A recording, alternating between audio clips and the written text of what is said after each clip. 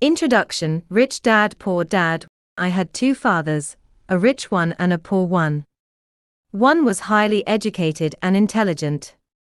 He had a PhD, and completed 4 years of undergraduate work in less than 2 years. He then went on to Stanford University, the University of Chicago, and Northwestern University to do his advanced studies, all on full financial scholarships. The other father never finished the 8th grade. Both men were successful in their careers, working hard all their lives. Both earned substantial incomes. Yet one always struggled financially. The other would become one of the richest men in Hawaii. One died leaving tens of millions of dollars to his family, charities, and his church. The other left bills to be paid. Both men were strong, charismatic, and influential. Both men offered me advice, but they did not advise the same things. Both men believed strongly in education, but did not recommend the same course of study. If I had had only one dad, I would have had to accept or reject his advice. Having two dads offered me the choice of contrasting points of view, one of a rich man and one of a poor man. Instead of simply accepting or rejecting one or the other, I found myself thinking more, comparing, and then choosing for myself. The problem was that the rich man was not rich yet, and the poor man was not yet poor. Both were just starting out on their careers, and both were struggling with money and families. But they had very different points of view about money. For example, one dad would say, "The love of money is the root of all evil." The other said, "The lack of money is the root of all evil." As a young boy, having two strong fathers both influencing me was difficult. I wanted to be a good son and listen, but the two fathers did not say the same things. The contrast in their points of view, particularly about money, was so extreme that I grew curious and intrigued. I began to start thinking for long periods of time about what each was saying. Much of my private time was spent reflecting, asking myself questions such as, "Why does he say that?" and then asking the same question of the other dad's statement. It would have been much easier to simply say, "Yeah, he's right.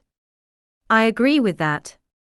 Or to simply reject the point of view by saying, "The old man doesn't know what he's talking about." Instead, having two dads whom I loved forced me to think and ultimately choose a way of thinking for myself. As a process, choosing for myself turned out to be much more valuable in the long run than simply accepting or rejecting a single point of view. One of the reasons the rich get richer, the poor get poorer, and the middle class struggles in debt is that the subject of money is taught at home, not in school. Most of us learn about money from our parents. So what can poor parents tell their child about money? They simply say, "Stay in school and study hard." The child may graduate with excellent grades, but with a poor person's financial programming and mindset. Sadly, money is not taught in schools. Schools focus on scholastic and professional skills, but not on financial skills. This explains how smart bankers, doctors, and accountants who earned excellent grades may struggle financially all of their lives. Our staggering national debt is due in large part to highly educated politicians and government officials making financial decisions with little or no training in the subject of money. Today, I often wonder what will soon happen when we have millions of people who need financial and medical assistance.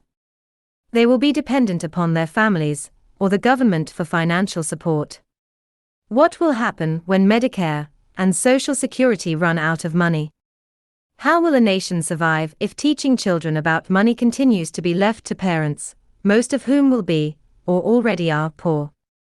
Because I had two influential fathers, I learned from both of them. I had to think about each dad's advice, and in doing so, I gained valuable insight into the power and effect of one's thoughts on one's life. For example, one dad had a habit of saying, "I can't afford it." The other dad forbade those words to be used. He insisted I ask, "How can I afford it?" One is a statement, and the other is a question. One lets you off the hook, and the other forces you to think. My soon-to-be-rich dad would explain that by automatically saying the words, "I can't afford it," your brain stops working. By asking the question, "How can I afford it?" your brain is put to work. He did not mean that you should buy everything you want. He was fanatical about exercising your mind, the most powerful computer in the world. He'd say, "My brain gets stronger every day because I exercise it. The stronger it gets, the more money I can make." He believed that automatically saying, "I can't afford it," was a sign of mental laziness. Although both dads worked hard, I noticed that one dad had a habit of putting his brain to sleep when it came to finances, and the other had a habit of exercising his brain. The long-term result was that one dad grew stronger financially, and the other grew weaker. It is not much different from a person who goes to the gym to exercise on a regular basis versus someone who sits on the couch watching television. Proper physical exercise increases your chances for health, and proper mental exercise increases your chances for wealth. My two dads had opposing attitudes, and that affected the way they thought. One dad thought that the rich should pay more in taxes to take care of those less fortunate. The other said, "Taxes punish those who produce and reward those who don't produce." One dad recommended, "Study hard, so you can find a good company to work for." The other recommended, "Study hard, so you can find a good company to buy." One dad said, "The reason I'm not rich is because I have you kids." The other said, "The reason I must be rich is because I have you kids." One encouraged talking about money and business at the dinner table, while the other forbade the subject of money to be discussed over a meal. One said, "When it comes to money, play it safe. Don't take risks." The other said, "Learn to manage risk." One believed, "Our home is our largest investment and our greatest asset." The other believed, "My house is a liability, and if your house is your largest investment, you're in trouble." Both dads paid their bills on time, yet one paid his bills first, while the other paid his bills last. One dad believed in a company, or the government taking care of you and your needs. He was always concerned about pay raises, retirement plans, medical benefits, sick leave, vacation days, and other perks. He was impressed with two of his uncles who joined the military and earned a retirement and entitlement package for life after 20 years of active service. He loved the idea of medical benefits and PX privileges the military provided its retirees. He also loved the tenure system available through the university. The idea of job protection for life and job benefits seemed more important, at times, than the job. He would often say, "I've worked hard for the government, and I'm entitled these benefits." The other believed in total financial self-reliance. He spoke out against the entitlement mentality, and how it created weak and financially needy people. He was emphatic about being financially competent.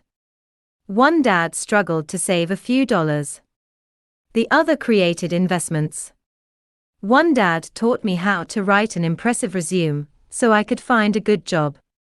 The other taught me how to write strong business and financial plans, so I could create jobs. Being a product of two strong dads allowed me the luxury of observing the effects different thoughts have on one's life. I noticed that people really do shape their lives through their thoughts. For example, my poor dad always said, "I'll never be rich." And that prophecy became reality.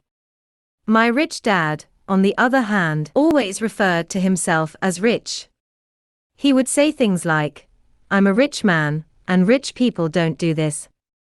Even when he was flat broke after a major financial setback, he continued to refer to himself as a rich man. He would cover himself by saying, "There is a difference between being poor and being broke. Broke is temporary. Poor is eternal." My poor dad would say, "I'm not interested in money, or money doesn't matter. My rich dad always said, money is power. The power of our thoughts may never be measured or appreciated, but it became obvious to me as a young boy that it was important to be aware of my thoughts and how I expressed myself. I noticed that my poor dad was poor, not because of the amount of money he earned, which was significant, but because of his thoughts and actions. As a young boy having two fathers, I became acutely aware of being careful about which thoughts I chose to adopt as my own. Should I listen to my rich dad, or to my poor dad?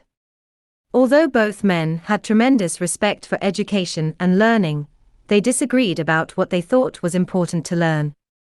One wanted me to study hard, earn a degree, and get a good job to earn money. He wanted me to study to become a professional, an attorney or an accountant, and to go to business school for my MBA. The other encouraged me to study to be rich, to understand how money works, and to learn how to have it work for me. I don't work for money, were words he would repeat over and over. Money works for me.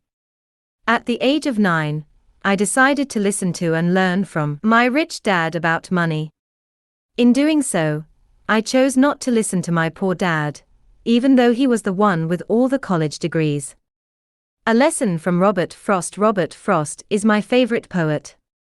Although I love many of his poems, my favorite is The Road Not Taken. I use its lesson almost daily. The road not taken, two roads diverged in a yellow wood, and sorry I could not travel both and be one traveler. Long I stood and looked down one as far as I could to where it bent in the undergrowth, then took the other, as just as fair, and having perhaps the better claim, because it was grassy and wanted weather as for that the passing there had worn them really about the same, and both that morning equally lay in leaves no step had trodden black. Oh, I kept the first for another day. Yet knowing how way leads on to way, I doubted if I should ever come back. I shall be telling this with a sigh somewhere ages and ages hence. Two roads diverged in a wood, and I took the one less traveled by, and that has made all the difference. And that has made all the difference. Over the years, I have often reflected upon Robert Frost's poem. Choosing not to listen to my highly educated dad's advice and attitude about money was a painful decision, but it was a decision that shaped the rest of my life. Once I made up my mind about whom to listen to, my education about money began. My rich dad taught me over a period of 30 years, until I was 39 years old. He stopped once he realized that I knew and fully understood what he had been trying to drum into my often thick skull. Money is one form of power. But what is more powerful is financial education. Money comes and goes, but if you have the education about how money works, you gain power over it and can begin building wealth.